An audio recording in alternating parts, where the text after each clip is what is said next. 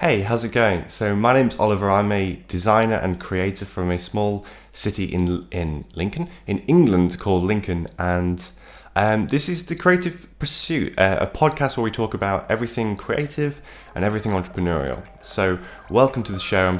I'm super excited you're here, and I hope you enjoy it.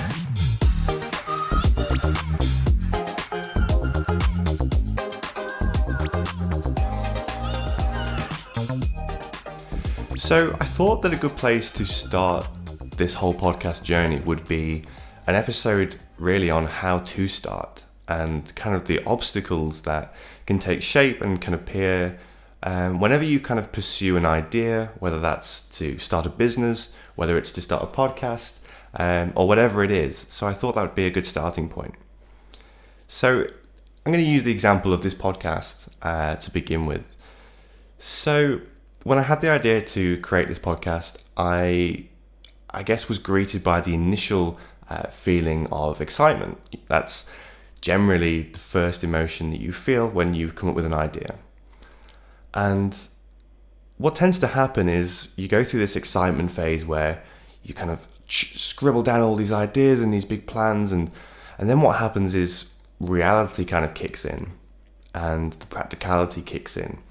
And suddenly your brain starts spitting out all these obstacles that are going to get in the way of you pursuing that idea and you getting to the finish line. So I've certainly been a victim of this, and I'm sure many of you have it. It's a very common thing.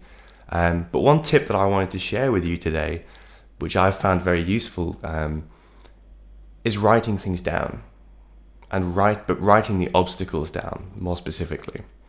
So I say write down because when you think of an obstacle in your head or a challenge or a problem that you're going to face, it's easy for you to mull it over and get distracted by other things going on in your brain. And when you write something down, you have the chance to visualize that sentence, visualize that problem, and visualize yourself completing that and overcoming it. So that's my first tip. My first tip is write your obstacles down so you can see them all clearly and you can see the steps that you're going to have to pursue and take to cross each one of those off the list. Because the reality is that when these obstacles start forming, they tend to create a mountain.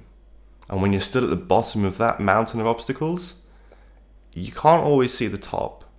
And it's extremely overwhelming when you are stood at the bottom and you look at this whole thing as a big picture. So I think a good way to look at this, it's like looking at a jigsaw box. So when you look at a jigsaw box, you can see the end goal. You can see what you're trying to build out. But what you do to get there is you use the box and you focus on these smaller sections of the jigsaw, which eventually interlink and combine to create this bigger picture. And it's very much the same when it comes to building a business or when it comes to pursuing an idea. If you can focus on these smaller areas, looking at the big picture is important at times for sure, but definitely focusing on smaller areas that you can focus on will help you build out this bigger picture. So another really great tip which I found and which I actually did with this podcast was use accountability to pressure yourself into pursuing an idea.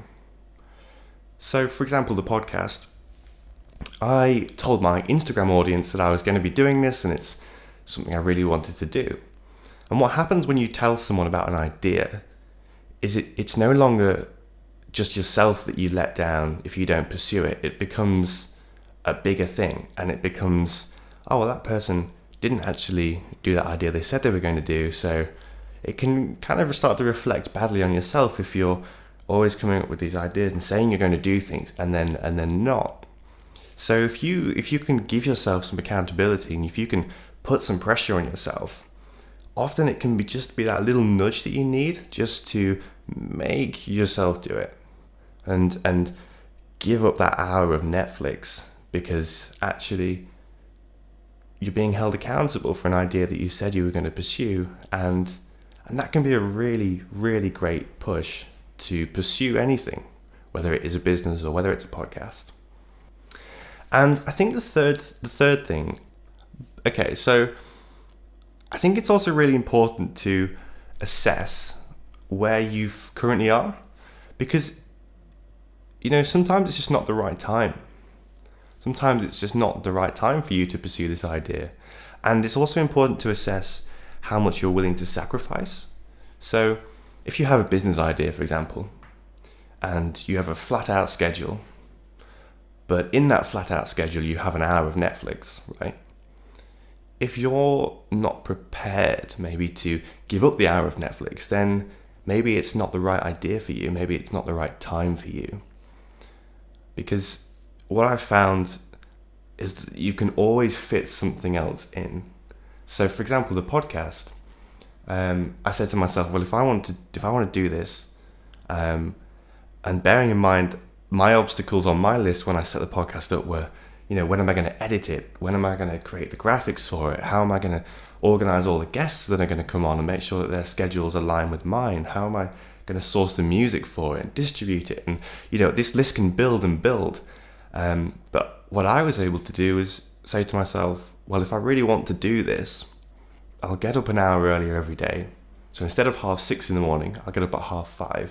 And that over a week gives me 7 whole hours where I can edit and I can create for this idea, which I really want to pursue, you know?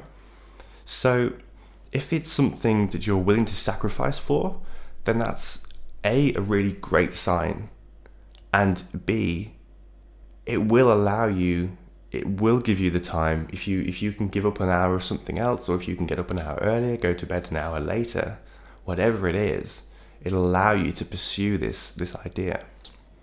And the thing is as well, regardless of how well the idea goes, you know, if you start a business and it flops, the experience you'll have from that is tremendous. The next time you start an idea, the next time you start a business, you'll skip so much because you've already had the experience of building something, of starting something.